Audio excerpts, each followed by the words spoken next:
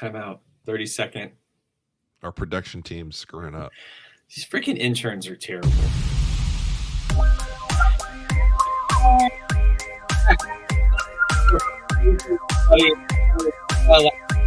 Short week. Happy Memorial Day to everybody. We're back. Greg and Brian here. Iller and Filthier, episode 6. Brought to you by the Tossing Salad podcast. I'm your host, Greg Eisenhower, with my buddy Brian from the STO. And tonight we're going to talk some Apple's terrible top 100 music list, and I'm going to put my professor hat on and teach Brian a little bit about some heavy metal. So stay tuned for episode 6. Hey, Brian. So, what are you doing, man? Well, I sat back and thought about the things we used to do. We had a lot of fun. You really want to do this with me? Bro, you know I do.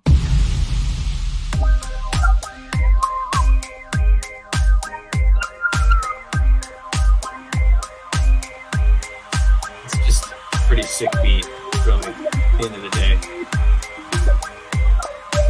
We're going to have to do an audio check here with the people that are watching right now. Greg, your audio was going out as you were talking. The intro was going.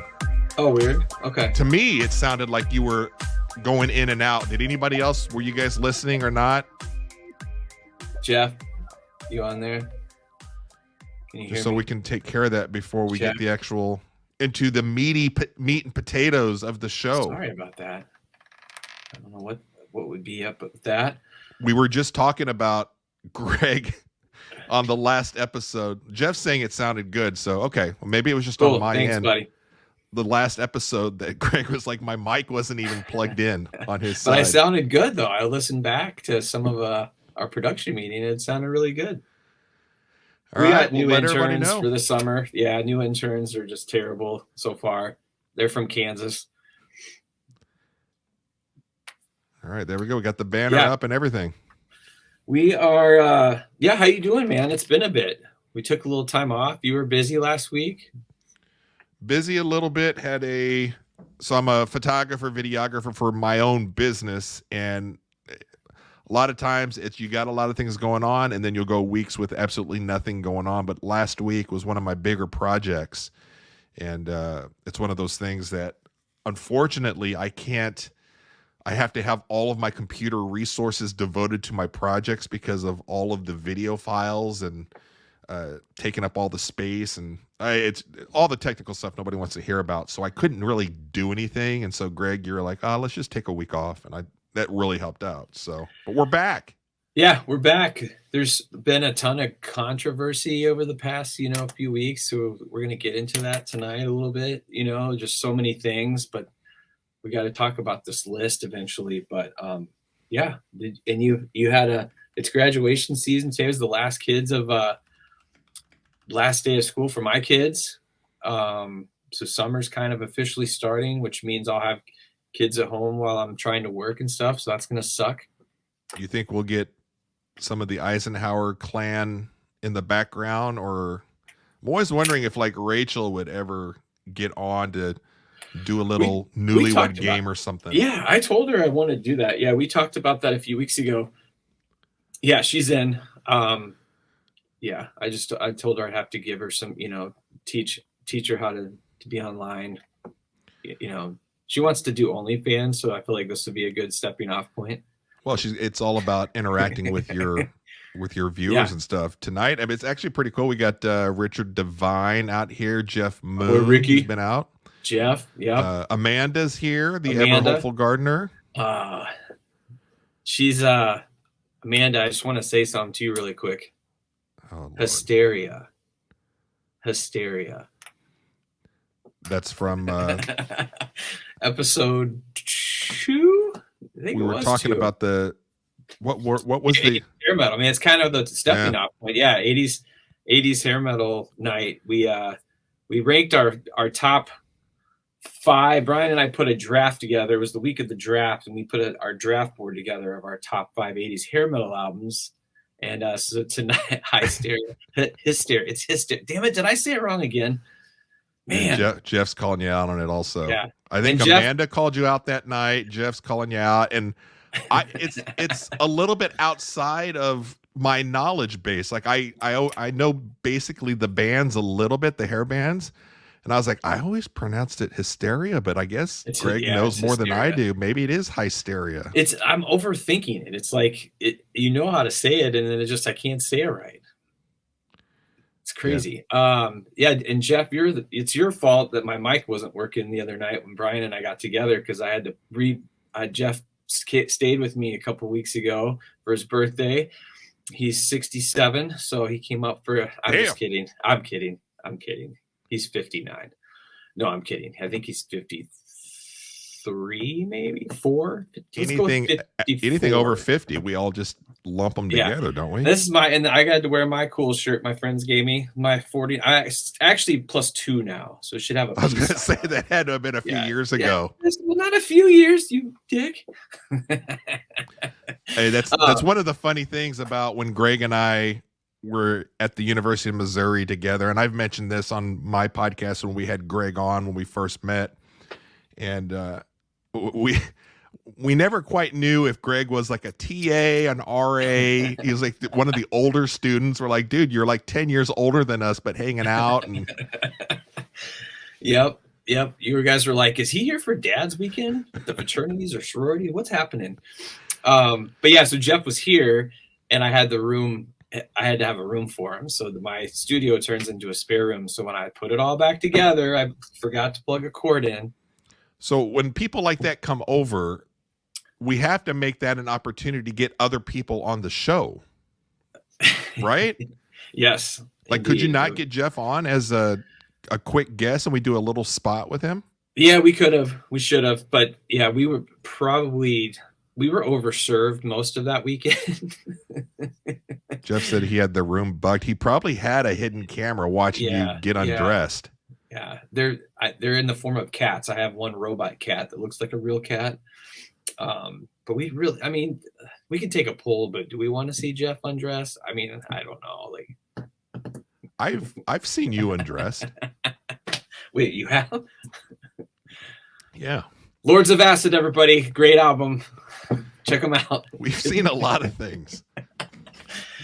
Dude, someday Brian and I will get into our rollerblade team that we had in college. So that could be like maybe one of those special edition, like 2-part series type things. Those were good times. Yeah, and they were good times. I'm sure there's plenty of sorority girls that probably have a podcast now also, because talking about those guys in the Mizzou rollerblade team out in front of the sorority house.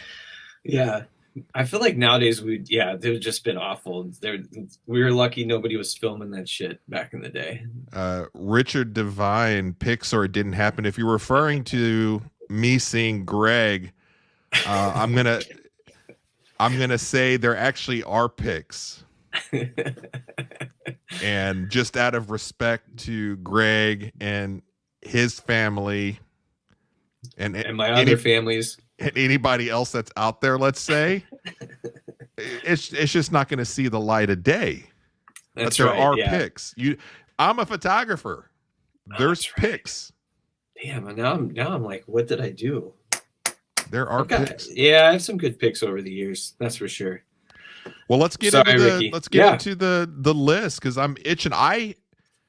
The message I got from Greg was that he was hot and bothered by something that just got released, and I'm like, oh my God, what happened? What's going on? It was this Apple Top 100 albums of all time, right? Yeah, it dropped last week. I was came across it. I think they'd released like 10 a week or something. I'm not really sure how it came out, but it looked like the last 10 dropped. And when I checked it out, I kind of was expecting to see what you would think you'd see, and it wasn't like that at all. So let me go through. I haven't seen it. Yeah, I haven't seen. I saw a brief image that Greg sent me so I can make like the thumbnail for this week's episode, but I purposely haven't dived in or dove in. I don't know what the word is. Dove in. don't. I Yeah. I didn't pay attention too close to the list because I thought it'd be cool that we show up tonight. Greg is hot and bothered, and I'd like to kind of look at it for the first time with all of you, just to kind of get my actual reaction to it. Yeah.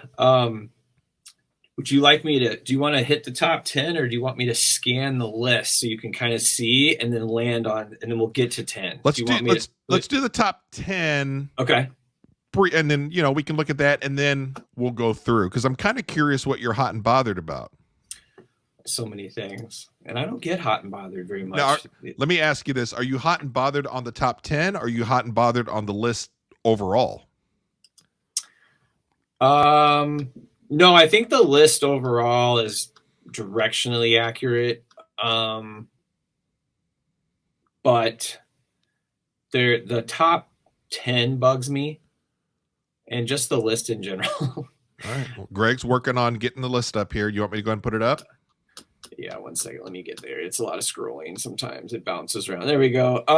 Yeah, let me read you some of the criteria that we saw. I think do you see it? I see your thing. You want me to put it Yep. up? Okay. Yeah, go ahead. So first of all, the voters, and I don't know who voted, but it sounds like it was media folks and music. It was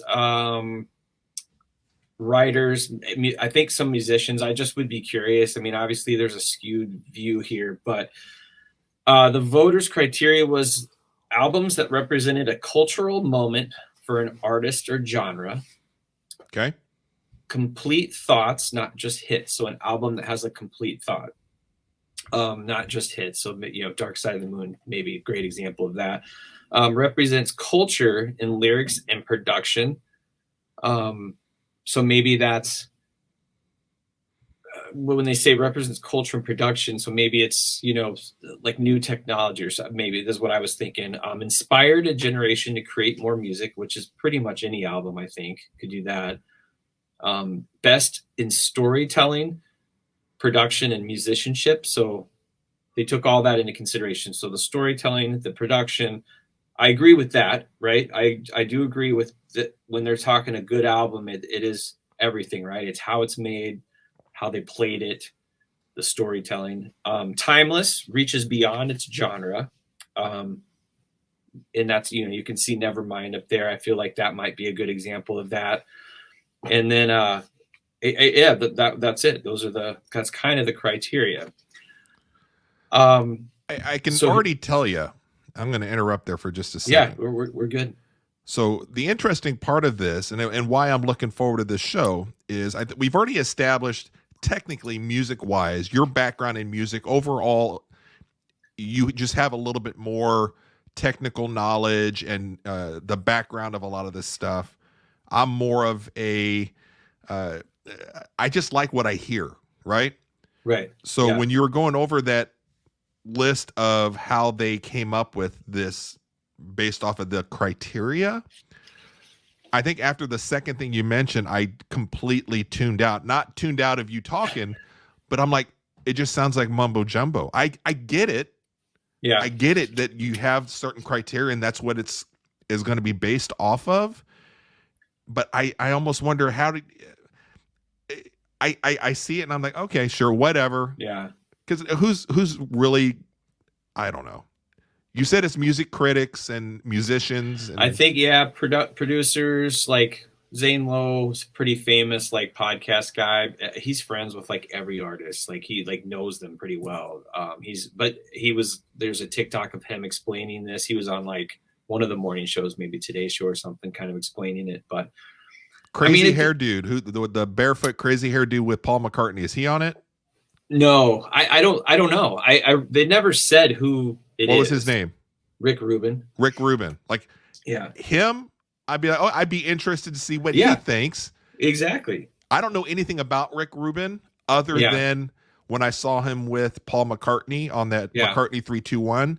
And I've heard people kind of talk about him in the last few years. I know he goes back and he's like, oh yeah, huge, works with all kinds of artists, making them like gigantic. He basically launched the Beastie Boys. I mean, he was really that was probably one of his peak thing. You know, he would produce the Beastie Boys out of his college dorm. And he has no technical skills. Like he can't really Right. play anything. He just knows what sounds good. Yeah. And the guy Correct. is just he appeal. I'm like, okay, this cat's kind of interesting. If it's somebody like that, yeah, I'll take a listen. But I'm curious. I just think it sounds like a bunch of mumbo jumbo, and I'm like, yeah, okay, well, let's see. Let's just see. I think that it's a little bit of a narrow view, my guess. And again, like we talked about the other day, it's made for clicks. Most people I've seen, the reaction is this list is awful. I mean, you got personal bias too, right? Like I have. Good point. I listen to music differently, being a musician and learning how to produce music and record music. But I'm still very, very new to it, and I'm very amateur, right? But I have appreciation for music, but I don't have appreciation for like a wide range of music. I mean, I like all the popular types of music, but when people ask me as a drummer, like, who's your favorite drummer? I always feel dumb because it's always these guys that are like, they're like jazz drummers. They're naming off all these like guys that are like artists, you know, and I'm like, I have no clue who you're talking about. I like Tommy Lee, you know, and I'm like throwing out, you know, it's like, his penis was big. I like him. Yeah. Right. And, but my point of it is that I get most of the albums on here. And again, if we scroll through later, you'll find ones you think, but when I see this top 10, I'm not surprised to see a Beyonce album on the list. Maybe it's a little too high. I don't find her super groundbreaking. Nirvana, I expect to see in the top 10. Amy Winehouse, I want to get more into her because I've never heard anybody say anything bad about. I mean, she's one of those artists. Like everybody likes her, like all the bands. I get that, but is that because she's dead? No, you know what I'm saying? It could be like she is on one of the like TikToks I saw talking about this list. People just talk about they just wish they could have seen more of her. Probably the same way they talk about Nirvana, but she was mad talented, and like I said, it's artists like her. All the singers, musicians, that's what I mean when I say artists, they like her. Okay. So I know there's something there, right? Like, and then I don't know Kendrick Lamar very well. I always hear, so seeing him that high, and I read a lot of comments about that his other albums should be there, not this one maybe. So again, I don't know his stuff very well. I know of him. You know what I mean? Because I mean that's a little more in your genre. I've heard. Okay, look, I'm looking at the top 10, 9, 8, 7, 6 right off the bat, and let me throw this out there also. For the show, I can act, a little outraged here and there, and it's all for fun and entertainment. And I love discussing this, and especially knowing that Greg and I have kind of completely different tastes. If we were stuck on an island, which this would be a great show for us to do one time, and say, okay, Greg and Brian come up with 5 albums you're going to take onto the island. Yeah. Of your favorite music, which one would you take? Yeah. And we would have 5 completely different albums because we're just into different things. So I can't tell Greg and say, well, his tastes are worse than mine or whatever. I know I like what I like. I know every one of those artists, 10, 9, 8, 7, 6. I couldn't tell you, like, I wouldn't say I'm a fan of any one of them. Kendrick Lamar, just off the top of my head, just because that's been recent in the last couple weeks with Drake. Okay. But to be a top 10 album, is he like a Compton guy, right? Is He's he like from Compton, and generation of like the ton West of Grammys Coast, right? and well respected within the culture and the community. Right. I know the importance of Beyonce. I know a lot of people love the Lemonade album. It just doesn't do anything for me. Nirvana's another one. Nirvana doesn't do anything for me. And growing up in the early 90s, and I know like Greg's like, oh man. Because I would imagine you're a big Nirvana fan, or right? Yeah. Okay. Yeah. And more so now. Honestly, Pearl Jam spoke to me way more. Pearl Jam for me was a little more of the grunge breaking through. And So Amanda said groundbreaking. Yeah, it's more than that. It's not just groundbreaking because there's multiple albums. You know, there's several artists with 2 albums on here. But yeah, a Pearl Jam to me spoke to me more at the time than Nirvana. But now that I've had time and I've gotten older and listened to it, I get the Nirvana, like what it did and how it changed music, kind of, and how influential it was. Isn't there a metal album called Hard to Swallow? I was talking about Amanda, the Ever Hopeful Gardener. The name on the list should be more specific. Yeah. Like top 100 groundbreaking albums. To say it's the top 100 and leave it at that is hard to swallow. Yeah. Hard to Swallow. Yeah. Mega Muff, I believe, put out that album. Isn't that you? Hard to Swallow. Yeah. Yeah. So, but going back to Nirvana, I know that they were huge for a certain group of people growing up in the 90s. I hated it, just wasn't my thing. One, I look back on the early 90s and I'm like, oh, it was the grunge era. The girls that were at high school when I was that age, they all dressed grunge. I was like, that's what I get to grow up with in high school, as opposed to like, you know, now or whatever, the girls, they're dressing completely different or whatever. Yeah. But Nirvana, just I respect and understand how big they were. I don't have a problem with them being top 10, top 20, whatever you would put them at. It's just not my thing. Amy Winehouse, okay, fine. Kendrick, okay, fine. Stevie Wonder. I don't know. I couldn't tell you a song that was on here, but that's on me. Yeah, that's a big one. I think that's a double album, and Songs in the Key of Life, I've just heard people always speak about that. So I do get that one. That one, I mean, that one maybe could be even higher. That one is an album that people talk about a lot. What's a song that was on in that Stevie Wonder album that I would know? Oh, let me pull it. And I'm not saying anything on that. I was like, there's probably a handful of songs that I'm like, oh my God, I love that song. I'm just not familiar with it. And I would think that if you're doing top 100 albums of all time, somebody like myself who's not, I'm very superficial in music. Isn't She Lovely is on there? Okay. Amanda's saying Superstition might be on that one. No, I don't think it is. So I think it's a very influential album, but it doesn't have his hits per se. But when you look at, I mean, I have a feeling that Apple's kind of skewed right now.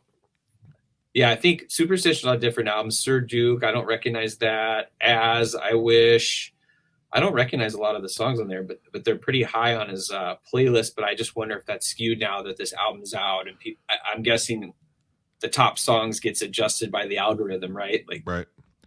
Like Higher Ground's not on that. Signed, Sealed, Deliver's not on that. So going back to what I said initially with a lot of this stuff here, as opposed to me coming on here and being like upset about this or that, I can put a little bit of that on for entertainment purposes for our show and stuff, you know, Greg? Yeah. I'm looking at something like this, a list like this, as a discovery method that, okay, these 10 albums are on there. Maybe I'll go and listen to a few of those that maybe like Nirvana. I'd like to revisit that just say, okay, I'm in a different period of my life, and I'd like to hear what that's all about, because Dave Grohl. Yeah, I would love to go down that rabbit hole with you. I would love to do a show on that. I've seen him interviewed several times. Yeah. I like him personally, and I like the stories that he tells. So I'm like, okay, well, I'd like to give Nirvana another chance, another listen. They only had 3 albums. I'll do it with any one of these albums. It's just curious. On my first take of just looking here from 10 through 6, I'm just like, okay, and interesting. Yeah. I wouldn't have guessed that. Am I upset? I mean, no, but I'm like, I'll maybe Greg and I will be like, okay, of the 10 that are here, maybe everybody pick 3 that are the most controversial. Let's go listen to them. Yeah. And Amanda, like you brought up, talking about groundbreaking, whatever, when I look through some of the other criteria, I do get it. I mean, I try to think of some of these things from like a recording standpoint. Cultural, they mention cultural a lot. But to me, when they start saying some of that, that's where you lose some of the stuff that I like. Like one thing I noticed on this list, there's not a lot of country. There's probably not as much rock as I'd like. There's probably not even enough hip hop on there, maybe. Well, what's the definition of cultural? I don't know. I mean, like Nirvana to me would be one, right? Like you said, the grunge movement started. That all happened. We saw that video. That album killed hair metal. Going back to like our second episode, you know. Whether you like that kind of music or not, Yeah, I can appreciate the fact that it was a yeah, huge moment, right. early 90s. Yeah, like dress. I mean, everything, right? The music from Okay. that time changed what we wore. You know, all of that. That became cool, right? It became cool to look like the grunge look, right? Like, so I try to think about that when I'm looking at all this stuff. And and again, to your point, I don't know a lot of these bands, and I did listen to them. Like last week when I got the list, I listened to some of the albums. I listened to Amy Winehouse. I play one of her songs in my band, but I haven't really listened to her catalog. And she's somebody that I would like to dive into. I'm just curious, and I'm not being mean to Amy Winehouse fans. If she were not dead, and I'm not trying to be callous or anything. If she were not dead, would she be top 10? Yeah, I It's don't know. kind of It's like a how good some question. people Yeah. have an There's a issue with mysterious Kobe stuff, being regarded as a GOAT or one of the greatest of all time.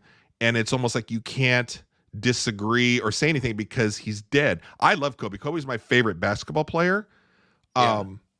But I almost wonder if you die, does that bump you up the list? It does a little bit. There's a mystery about it. Like both of them. I mean, having Amy and Kurt together at 8 and 9 there is pretty cool for that reason, right? Like there is something about that. Should we? They both committed suicide, right? Or was one a drug overdose? Well, yeah. I mean, Amy, I believe, killed herself through maybe not. I don't know if it was suicide per se, but here's kind of a dark idea: is like coming up with the top 10 albums of people that have killed themselves. Yeah. Well, you know the 27 Club, right? No. Are you familiar with that? Okay. No. Then we got to do that. So there is a. That's not being mean to say, right? No, they're both in the 27 Club. The number of people who have died at the age of 27 starts with Jim Morrison, Janis Joplin, I believe Jimi Hendrix, Kurt Cobain, Amy Winehouse, the guy. Okay, stop right there. We have to make that a show. Yeah. Yep, for sure. We have to make that a show because right there you gave me chills because that is interesting. It's all artists that I don't particularly am a fan of right now, but it would be an interesting thing. Jeff is saying she had a unique sound that set her apart. She did. I've heard that before. Yeah. I get it. Yeah. She had this like club, like swanky thing. And she actually, quite honestly, started kind of a movement with women singers at that time. That you started to see a few that kind of swanky voice. I'm trying to have a hard time to describe it, but yeah, she started a movement to a degree. All right. Well, let's see the top 5. All right. Well, if you want to get pissed off now, it just makes me mad looking at it. So if I can read this right, Blonde from Frank Ocean, Purple Rain, Prince and the Revolution, Abbey Road, The Beatles, Thumbs Up, Thriller, Michael Jackson, and the Miseducation of Lauryn Hill. Yeah. What's your thoughts before I get mad? Off the top of my head, I would say, okay, 3 of those I would have not predicted, but like if we were coming in and saying, okay, what do you predict to be the 10 in the top 10? Yep. I would say Thriller. Yes. And Purple Rain. Yep. Abbey Road. I love that album, but again, I'm a recent Beatles fan as of the last few years. Right now, I think they're absolutely brilliant. I love the albums that I've listened to. I got into it because of the Peter Jackson restoration Get Back is when I was introduced to the Beatles. And I know that sounds funky, that it doesn't make any sense. I agree with you. But the Beatles, to me, I was just like, oh, it was something in the history books. And I thought that when people say the Beatles are like their favorite band, I kind of rolled my eyes in that, well, that's just kind of a safe pick. That's kind of in vogue to say because that's what you're supposed to say. I get it now. Yeah. I get it now. Abbey Road, I love that album. Yeah. Top You could, 10, I I can't argue. I'm glad I, to see them yeah, there. I definitely agree with 2, 3, and 4. I think they could be 1, 2, and 3. My biggest complaint is 1 and 5, but yeah, I would expect Abbey Road to be there. I would expect Thriller to be there, and I would expect Purple Rain to be there. Those are 3 amazing, amazing albums. So not surprised at all. Ricky, you mentioned, yeah, it should be number 1. Apparently, for 40 years, Thriller was number 1, and just recently, for whatever reason, they pushed Lauryn Hill to the top. Which makes no sense, because have you ever seen Lauryn Hill on a list anywhere else of where she was 2 or 3 or set? You know what I mean? Like, and it's a good album. Can I? And I don't know if I know any song off of that. I agree that it's just weird to kind of see, but obviously the ones that you have issues with. Frank Ocean, I don't are like, 2 that are relatively newer, probably a generation before us. Yeah. Thriller, Purple Rain are pretty much us as 80s babies, or if you're like Amanda and you're adamant that you have to be born in that decade, then 70s babies. Is it bias because you're a little bit older that you're like, there's no way Lauryn Hill or Frank Ocean? It bugs me just because I've never seen them on any other list, like any other, just things that come across social media or whatever it might be. I feel like we could all be like, okay, what's the top 20 songs or albums? And everybody'd be like, you get pretty close, right? But I will somebody say, that's Gen Z probably grew up with Lauryn Hill and Frank Ocean and know those albums more than we would. Yeah, you're right. I don't know them, and so I do get that.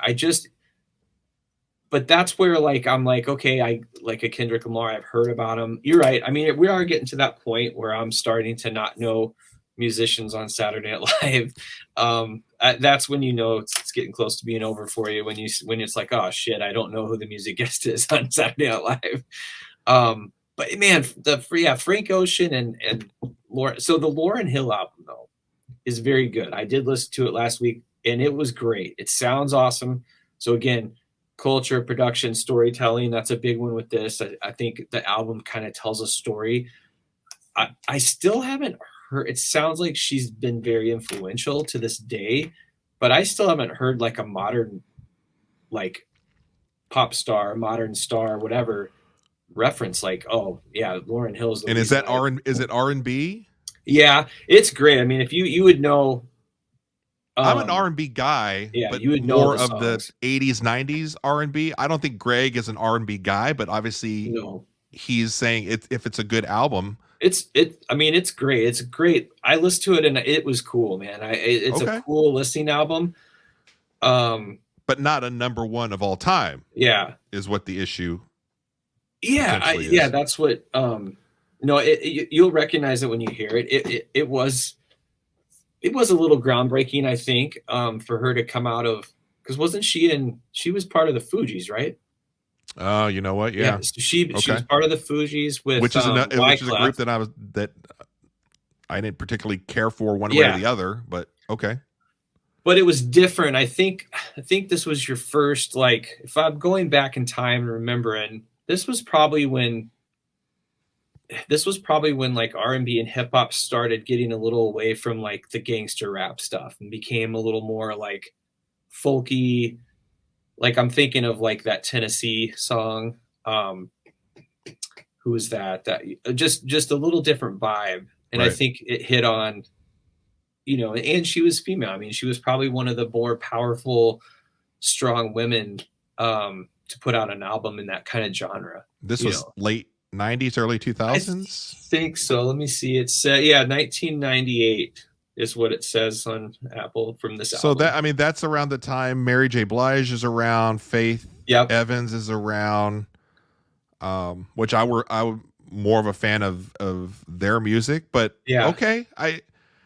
I what I take notice is that Greg went and listened to this album and says that that it's a good album. Yeah. No, it's a good. I mean, it's chill. You know, right mood. I was mowing the grass when I was listening to it. Probably not the right mood, but I liked hearing it. It's very good sounding. Okay.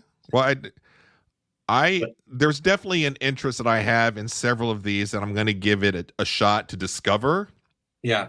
I think just off the top of my head and looking back, and I think I'm a pretty reasonable person. And You're taking okay. all of history into account or whatever, but it is hard to fathom that you have something that's bigger than Michael Jackson's Thriller. Yeah, as far as impact on everything. When I listen to your point, like I feel like you could pick a number of Beatles records. Like you could probably argue is Abbey Road the best Beatles out? You know, I know that's the one people talk about a lot. Splitting hairs, in my opinion. Yeah, but I love Purple Rain. I listened to Thriller the other day too, and it didn't hit me as like it did. But as a kid, when that came out, man, that was like I never could stop listening to it. I mean, but listen to it now, it's like there's a lot of pop hits. I mean, it had a lot of hits on it. Prince, I respect more and more as I get older. Yeah, he's amazing, and that's because I didn't understand Prince. He's an actual artist, right? Oh, yeah. Would you consider like an actual? He's not one to where he had a bunch of ghostwriters and then synthesize or faked his singing and couldn't play. I mean, like he played everything, wrote everything. Yeah. I was just too young to appreciate it.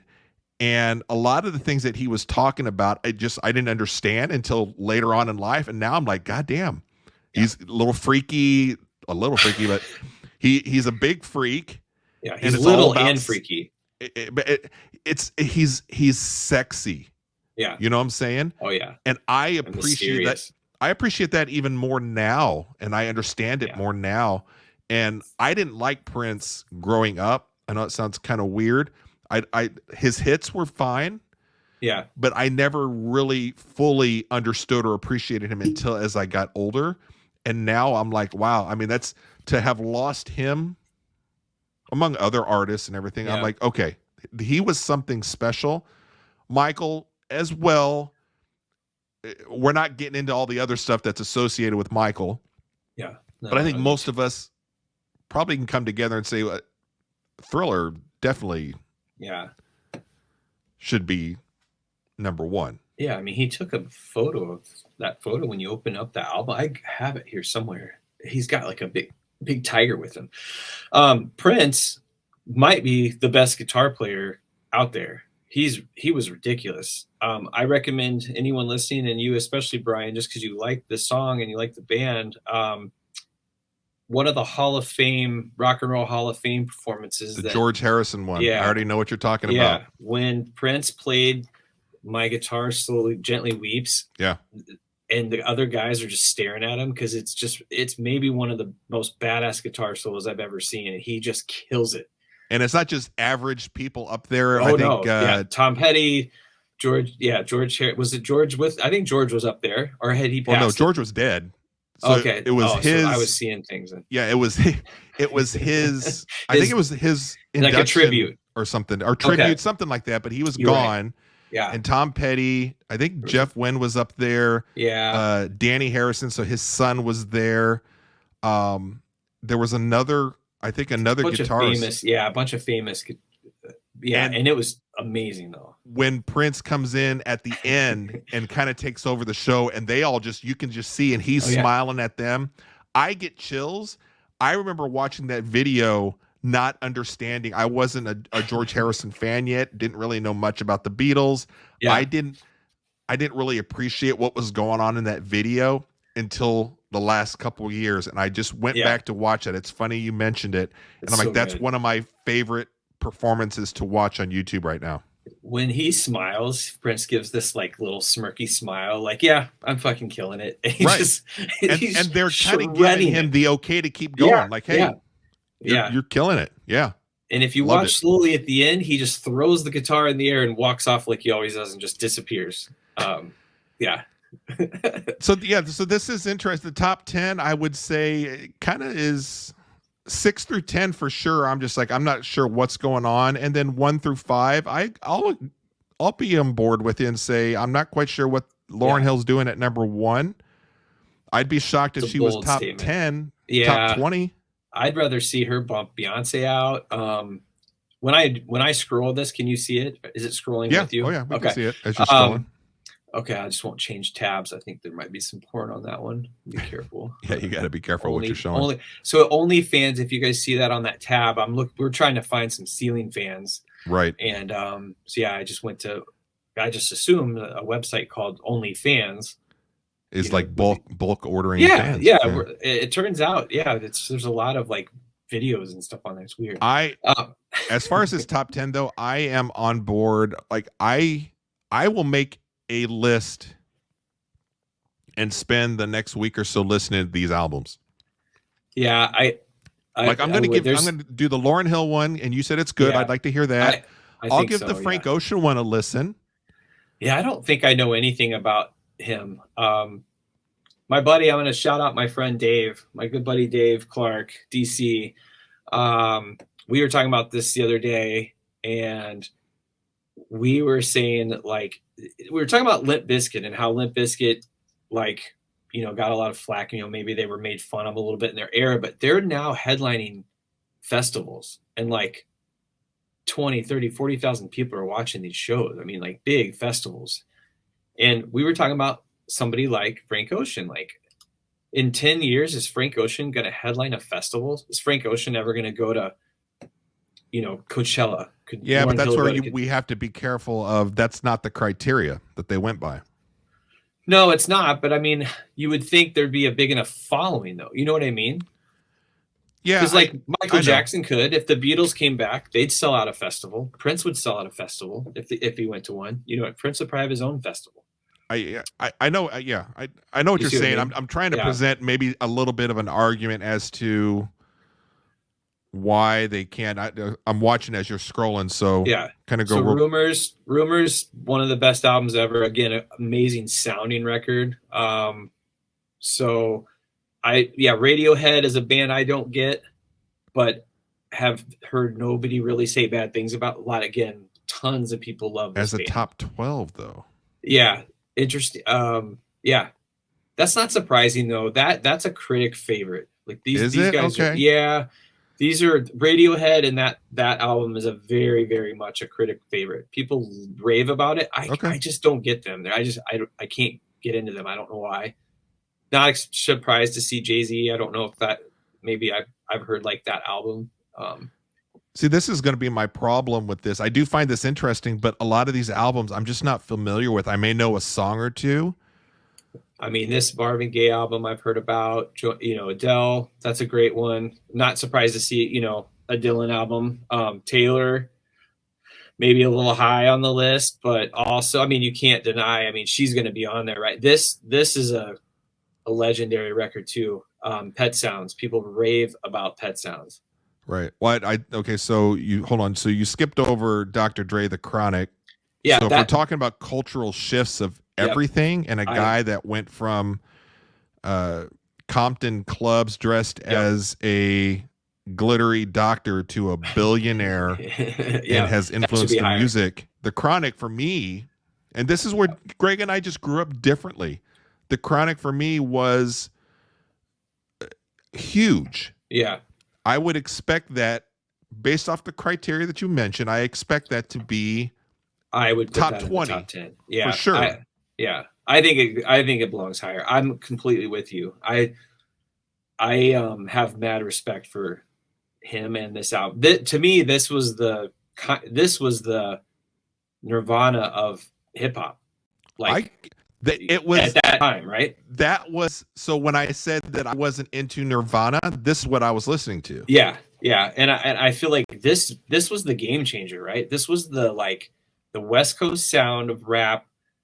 Was this album, right? And everything after it was because of this album. So I agree with you. That should be way higher. I remember going to all the black guys on my basketball team, and I asked every single one of them. I'm like, dude, what does G mean? What when he says nothing but a G thing, what does that mean? And they all gave me like different answers, and then I was like, you guys don't know either, because I thought it was supposed to be like gangster, Right. and then it was like, well, that's not it. And I'm like, well, then what else does it mean? And just the answers that they all gave me, and I was like, you guys don't know either. It was just Right. funny, but it was, I thought that was huge. Yeah, keep going. Yeah, not surprised. Bruce, yep, another Beatles shows up.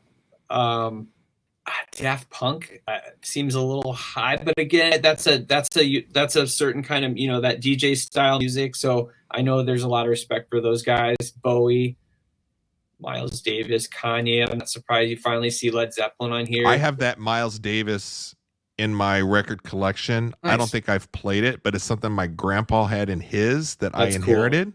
Yeah. So you better believe that this weekend I'm going to throw that on there because I have it. Yeah. It's again, yeah, I'm with you. I haven't listened to him, but I know that name and I know that he's legendary, right? If I've heard of Miles Davis, there's a reason. You know what I mean? Like this is why I'm looking at this top 100 more as a discovery and an opportunity to go hear some other music as opposed to being trying to argue this or that. But I get it. So yeah, I'm with you. Another great listen for those of you out there, or you too, Brian, is there's a guy on YouTube that I follow. He has a great channel. His name's Rick Beato. He does awesome videos about music. He has a top 50, I think, of the best sounding songs ever recorded. Yeah. That was another cool one for me to do discovery. Okay.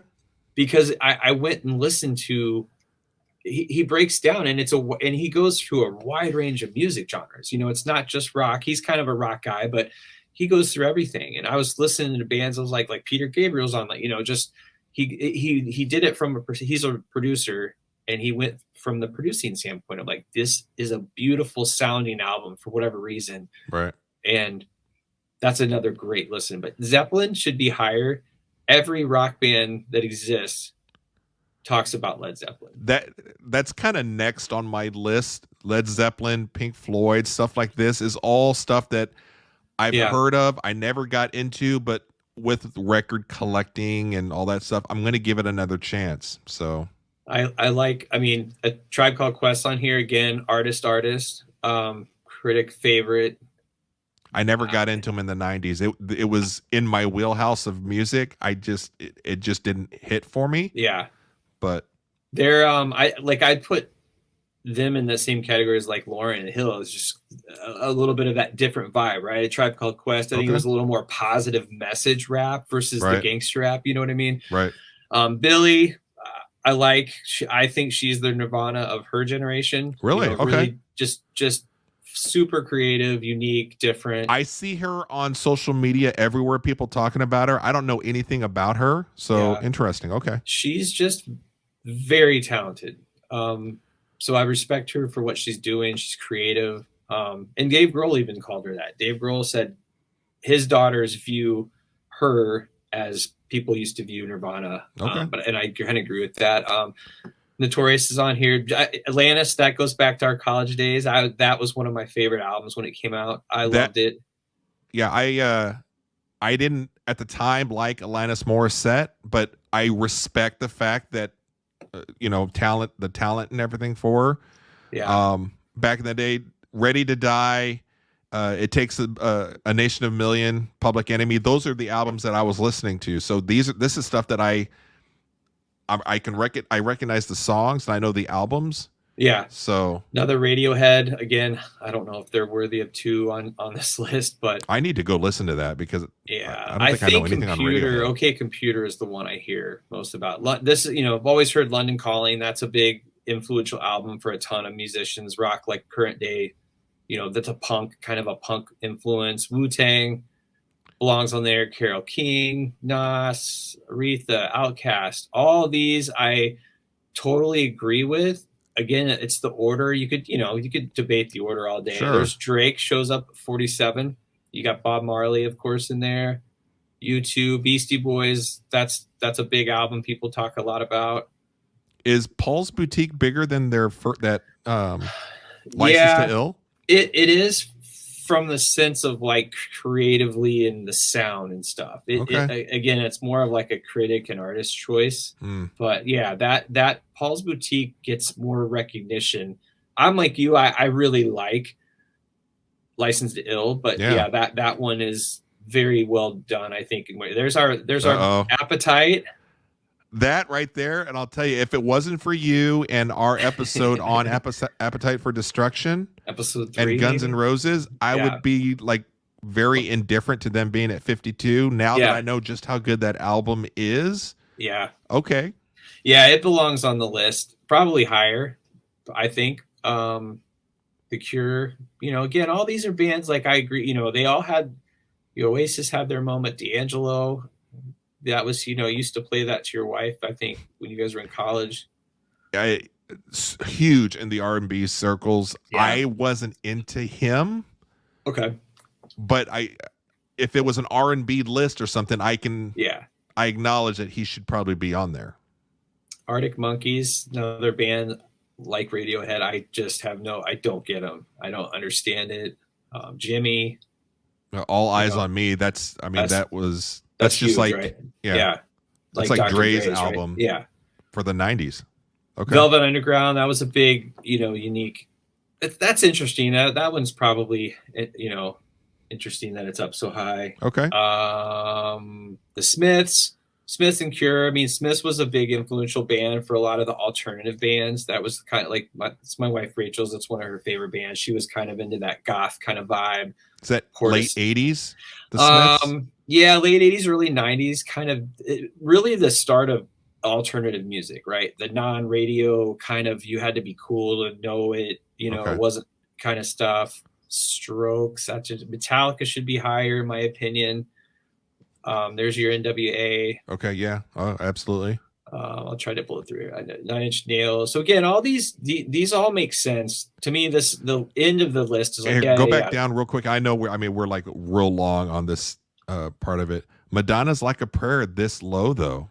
Yeah, okay. You're right, because I mean that's another. If you talk about like the other side, like if you're going to talk about Lauryn Hill, I mean Madonna. I mean people dressed like her, right? Like, right. I mean she was a game changer at the beat. I mean think about her. In my opinion, there wouldn't be Lady Gaga without Madonna. Like Madonna, every album she took on a different persona. Yeah. Elton John at 78. Yeah, okay. Patti Smith, there's Snoop Dogg, Mary J, agree with. Casey Musgraves, isn't she relatively new? She's pretty new, yeah. Is that a good album? That's a country in it. Yeah. So, I personally think that the fact that there's no Garth Brooks or no Shania on here, I mean, if you're a fan of country music at all today, those are the two people that's basically those are the two people that ushered made it in like new pop. country. Yeah, made it cool, made it pop. Right. Hey, scroll down real quick. George Michael, Listen Without Prejudice. Real quick thing on that one. I hated this album when it first came out because it came out after Faith. Yeah. Which was huge, right? Mid 80s. Yeah. Had all that like 5 or 6 just mega hits or whatever. Yeah. And then this was the next one, and George was kind of he didn't want to promote like he was doing. All he was wanting to do is just get back to just making music or whatever. Okay. I hated this with the exception of one song, Freedom. I think it was Freedom 90 was on this one. Okay. And it didn't think much of it. Started listening to this in the last 3 years. I bought the record because there was some other people that were like, this is George's best album. I'm like, what? So I bought it just off of that spec because I wanted to listen. Now I have to it's right up there with Faith. It's a fantastic album. I'm just more mature that I can hear and listen to it a little differently than back in the day. So, yeah, it's just like Solange. Did Solange belong on this list? I don't know. I mean, again, Usher. Is that okay? Yeah. Rage Against the Machine, Travis Scott, all the Eagles, Robin, probably not. I don't know. Anyway, that's our list. Yeah. So Can you tell that Greg and I have completely different? We're drawn to different kind of music, but I do think that we overlap, and where we can both say that we acknowledge certain things being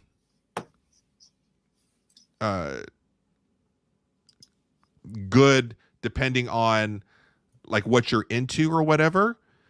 But yeah, I would say just conservatively half of that list I'm just kind of scratching my head at.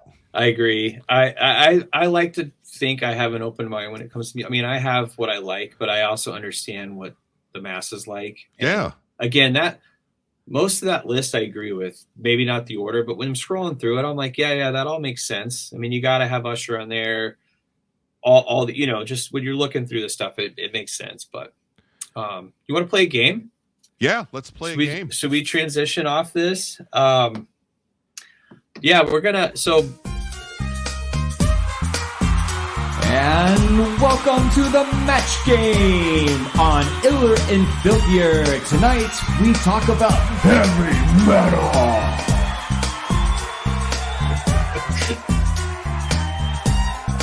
All right. Another beautiful jingle by Greg. Yeah, Studio G. If you've stuck with us over the past few episodes, we've been bouncing around, but we going back to episode 2, I believe it was, we dug into our hair metal bands, and Brian and I were talking a little bit as how it kind of comes back to when you were struggling with trying to understand what makes a hair metal band. Yeah.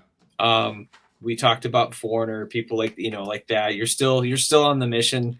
Brian asks strangers every day. I was wanting to ask you before I saw that top 100 list. I was like, did my Foreigner album make it?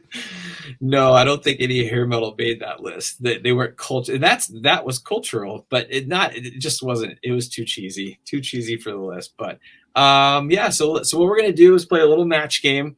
As we were digging into hair metal, I started telling Brian there's like numerous amount of subgenres within metal. So you have metal. But then it's probably like, I feel like pizza or movies maybe is the best way to describe it. But like pizza, right? There's pizza, but then there's flatbread pizza, there's thin crust, there's deep crust, there's Chicago style, there's St. Louis style, there's Detroit style. There's all these things. So metal's like that too. There's quite a few subgenres.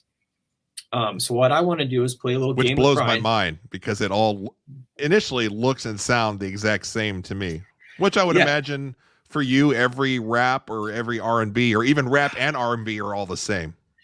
Uh-oh. Yeah, I think I get the difference. I'm going to put my professor vest on. Yeah, or my jacket. So Professor Greg's going to teach Brian a little bit. We're going to do this will be a game, but a little bit, I'm hoping it's a little bit of a learning.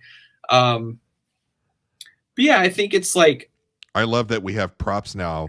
Episode 6. Yeah. So Brian, I think I'm going to go back to the analogy I used when we did the hair metal thing. Okay. The pizza one wasn't good. Wine. We talked about it. Wine. Right?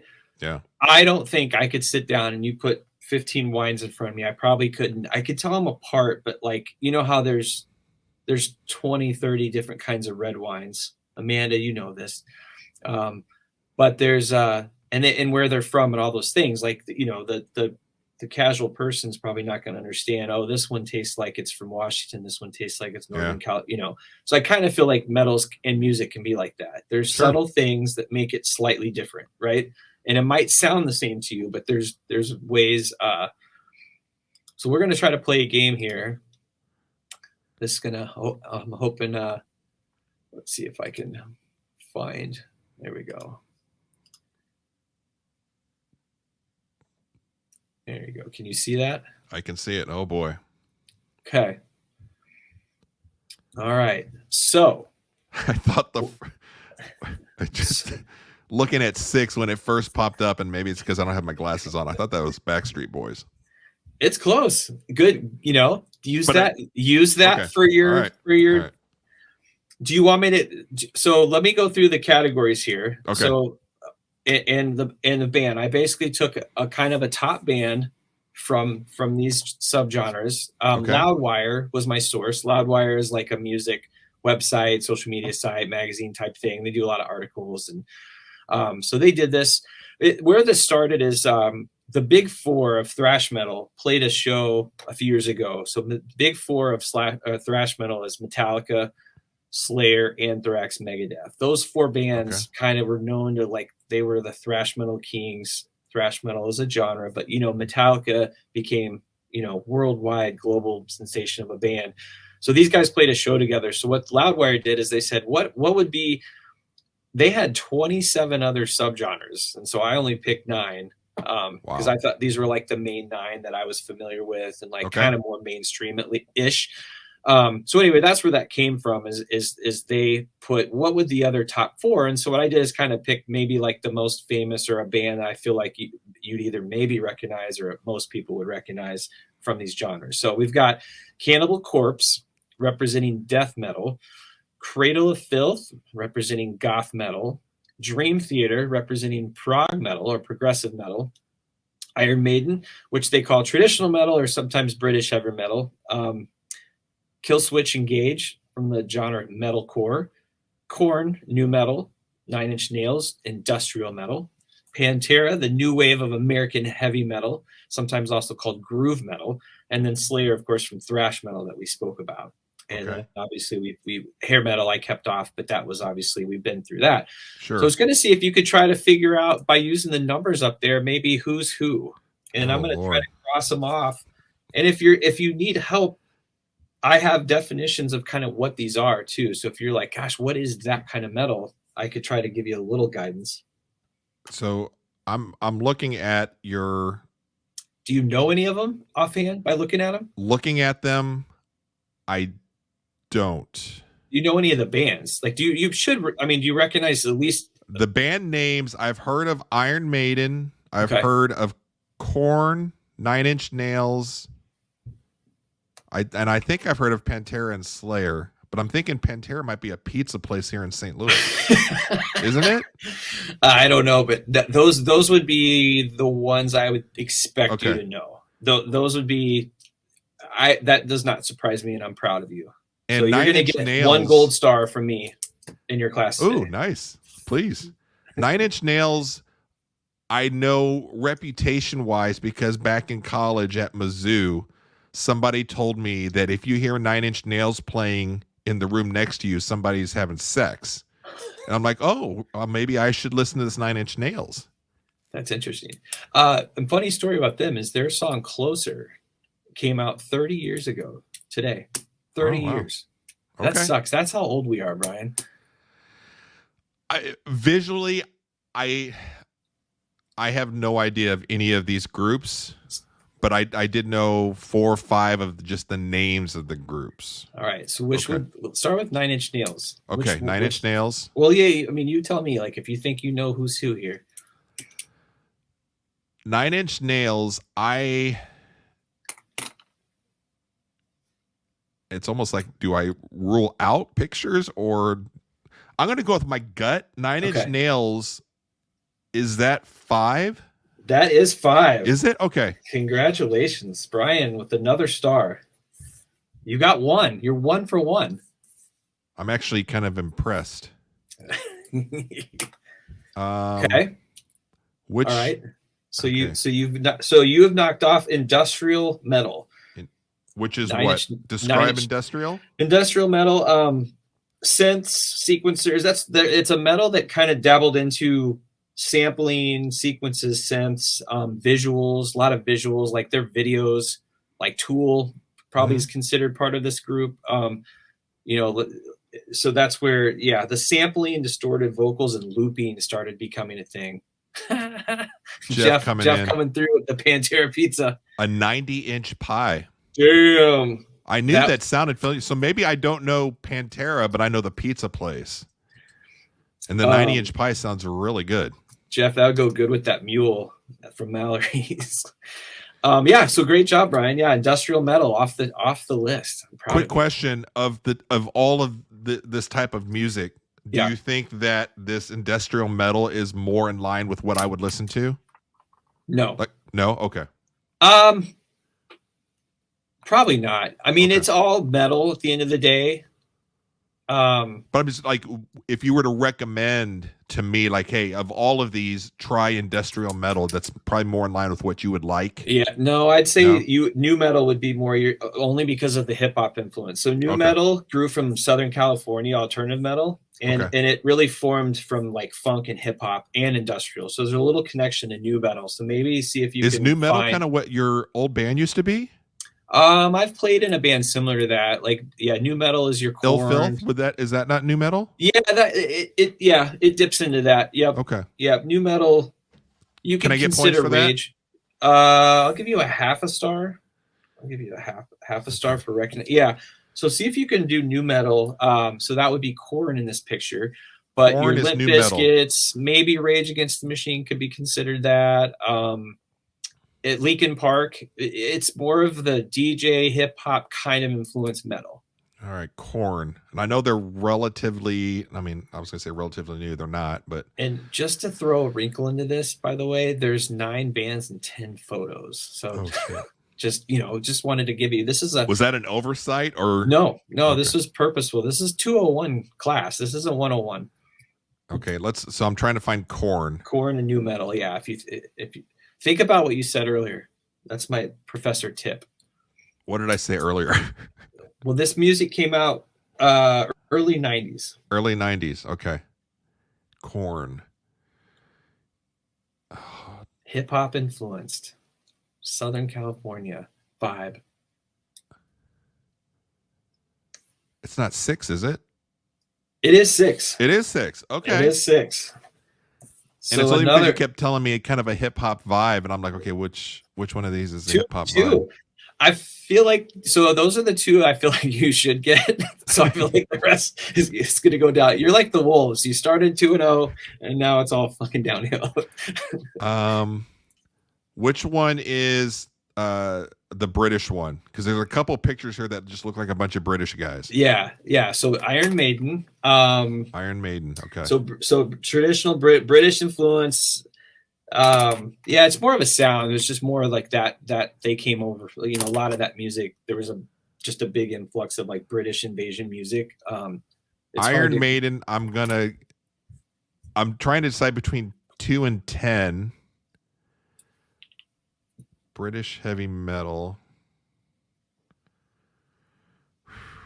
Is it 2? It is 2. Okay. God dang, Brian, I'm proud of you. You're 3 for 3. What the hell? All right. Oh man. I should do this with you with 90s R&B groups or That's something. fine. That's All fine. right. So what's the next one you think I'd be able to get? What about goth metal? So goth metal, it's gloomy, romantic, symphonic, variety of vocals. There is a lot of female vocalists in this genre, but not in these pictures. Okay. So I don't want that to throw you off. I don't think. Yeah. But yeah, goth metal. So goth, I'm thinking when you're saying goth, I'm thinking really over the top and the makeup and is it 4? Yep. All okay. Right. Good job, man. 4 for 4. Yep, you got that right. So where we are now, we've still got new wave American heavy metal. We've got death metal, progressive metal, and metalcore. Well, and thrash. So yeah, we still you've got 4, so you got 5 left. Prog metal, death metal, new wave metal, metalcore, and thrash metal. And these are tough because they're similar. All right, so let's do prog metal because okay. You said that something on the notes is something like 70s. Yeah, so it started from the late 70s progressive rock. It's elaborate, lengthy compositions. So these bands have been around a little bit longer. Okay. It's like math metal. It's very when they say like they're lengthy compositions. A lot of the songs are super long, and that doesn't help you. Like the images aren't going to help you. I think you got the images. Lengthy isn't like the songs are long, and just they're very talented. Like what these guys are like great musicians. So just explaining to you what prog is, it won't help you with the picture. I don't think. I'm going to go with 10 just because that's the only thing that looks 70s to me. That's a good guess. Nope, it's not. Do you want to? I'll give you another shot at it. Okay. And it's We'll- not we'll two. give you That we'll would give be you the two other strikes. 70s group. Nope, it's not two. I already So you got that. So once I yeah. pick that picture, it's ruled out, right? Yes, yeah, Okay, correct. okay. So you've got one strike. I'll give you 3 strikes, before we All right, it's got to be somebody then that's kind of old. And so it's going to have to come down to either 1 or 8. I'm going to go with 8. It's not 8. Do you want me to give it to you? Or do Yeah. you want, all Well, right, is so it's it going to be 1? 9. It's gonna be 9? 9. Yeah, progressive metal is 9. Wow. Okay. Progressive, that's Dream Theater. They are a very well-known group. They all went to like Berkeley School of Music. Like they're just super, super talented dudes. So that's 9. Okay. So that was progressive. So you've got new wave of heavy metal, death metal, thrash metal left. 4 pictures. So you've got, let me go. So you've got 1. So band 1. You've got Yep. band 3. Okay. You've got band 7.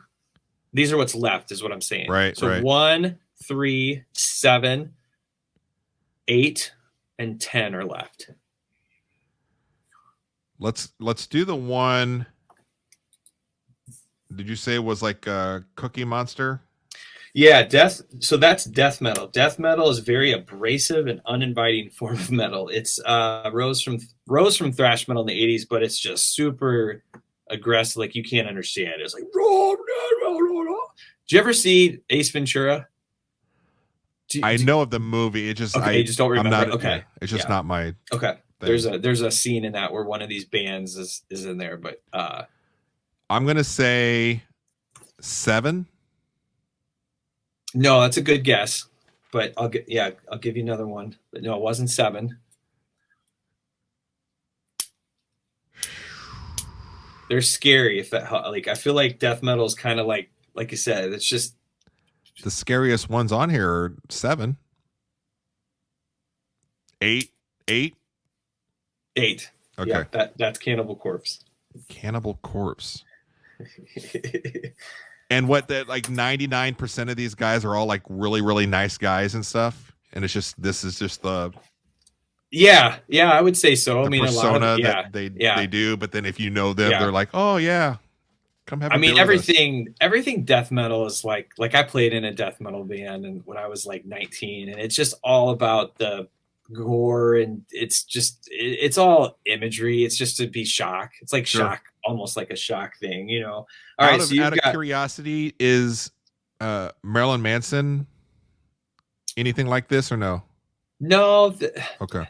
That would be because you wouldn't consider them metal. I mean, they're a little more. It's hard to say. That's a good question where they fall. They probably fall a little more in the industrial because actually, Are they? Okay. some of the guys in 9 Inch Nails played with Marilyn Manson. There's some crossover there. Okay. So yeah, they're probably, but they're not quite metal, I guess you could say. Because then there's that fine line between metal and hard rock, Okay.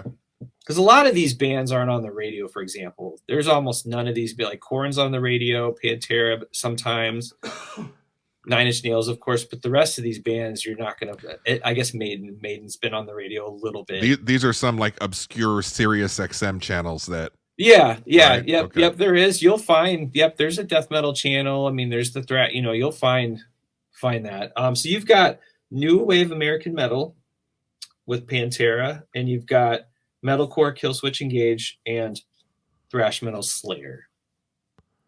Slayer's been around a long time. Pantera's been around a long time. Killswitch Engage, that's a little more. Metalcore is a little newer. It started in the 90s.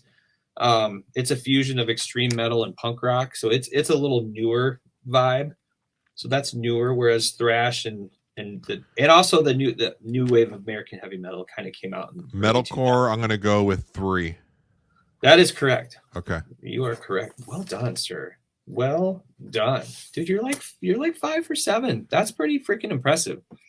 So you've got two left. You've got band 1, band 10, and band 7. 1. 10. So you just have thrash, and so you got Pantera and Slayer left.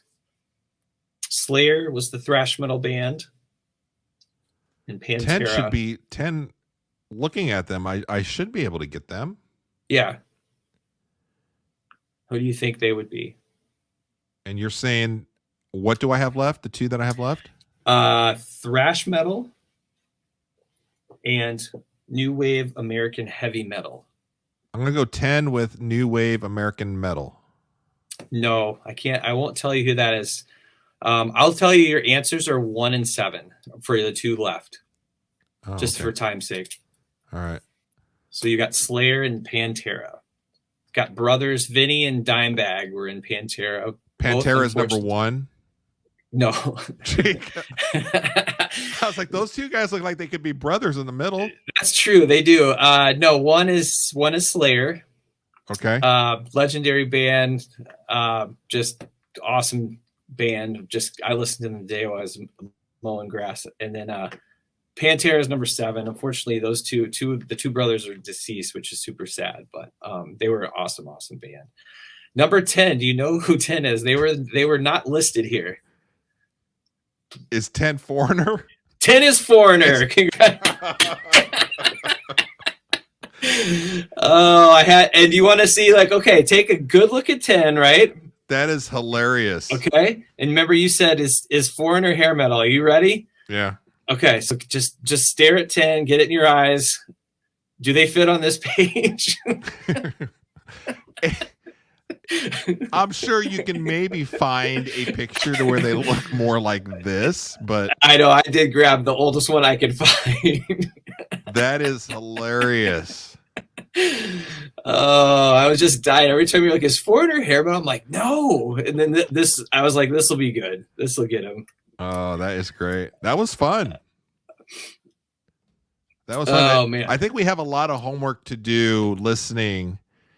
And I think maybe after today's episode, we cut maybe a short video and ask people in the top 10 who are the most controversial. And those will be the ones that you and I go listen to a little bit. Yeah, I agree. I think it'd be fun to we both maybe take some homework and go listen to some stuff. And I think it'd be fun to pick some albums to listen to together, even, I really do. And I mean this, I want to kind of expand and discover some new music. Yeah. And at least give it a chance. And so that's what I trust what Greg can kind of open my mind to with some things that I think he knows a little bit of my style, what I like, and maybe what would be a good opening for me. So I think this is interesting that on our show, Iller and Filthier here, that I have an opportunity to learn a little bit more about some music that I haven't really been exposed to because of him. Yeah, and I like to your point, I don't know if it's age or what, but as I'm getting older now, I like listening to, we've talked about this before, but I like listening to bands I like talk about, or when I hear people talk about what they're inspired by. And so I think it's fun to listen to. That's how I got into Zeppelin. I listened to Zeppelin for that reason. It's like everybody loves Zeppelin. I need to go dive in, listen to their albums. And so that's why I like lists like this, because I will, I probably need to give Radiohead another listen someday. Was it Zeppelin that was recording at Apple Studios when the Beatles were doing something? I could have sworn I heard. I think because they would have crossed paths a little bit, I believe. Because when their name came up on a McCartney thing where he was talking about Zeppelin being in the other studio while he was there. Yeah, I think maybe it was when he was recording his first solo or something. It could have been, yeah, because I would think Zeppelin would have been a little bit after. But he had a lot of really nice things to say about that group. It's a group, right? It's not a person. Yeah, correct. Group, yeah. Because I believe Jimmy Page was in the Byrds before Led Zeppelin, and the Byrds would have been more in kind of the Beatles era. And then Zeppelin Zeppelin was more 70s for sure. Yeah. Like I'm trying to think, Led Zeppelin 1 probably would. Yeah, that had to be a little bit earlier. All right. Well, this was a fun episode. I know. Yeah, man. I could see why the list is controversial. It's intended to be, right? Yeah, and it maybe it's getting us to do what they were wanting us to do. We're gonna go listen to Lauryn Hill's album, or at least I am. You just listened to it. You said it was pretty good. Yeah, it's a good listen. I'll go listen to it, and then maybe we'll ask people what other albums in the top 10 controversial that Greg and I need to go listen to. Yeah, and we can. We don't even have to argue this point, but the fact that Lords of Acid is not on that list somewhere, like at 69 or somewhere. What kind of music is Lords of Acid? It is, that's dance DJ ish kind of vibe. It's techno ish, electronica maybe. Is it? It's more electronic because it's got like guitars and rock to it, but it's got that electronic. And you were listening to that in college? Sometimes, yeah. Okay. Every once in a while. Yeah. All right, Greg. Fun episode 6 in the bag, right? Can't believe we've gotten all that done. Again, every Thursday night, other than the days we don't do it on Thursday night, but at 8 p.m. Central Time, Greg and I are going to be here having fun with all sorts of stuff, but a lot of music. I think music is one of those things to where it's fun to talk about. We all have our opinions on it. And anything else? You want to tell people where they can find Iller and Filthier? Yeah, all your favorite podcast locations. Of course, we're on Instagram. We're on what do we got? Threads, TikTok. We got to do a lot of stuff on TikTok and the gram. MySpace, Tinder, all those things is where you can find us. All right, guys. We'll see you next week. Iller and Filthier.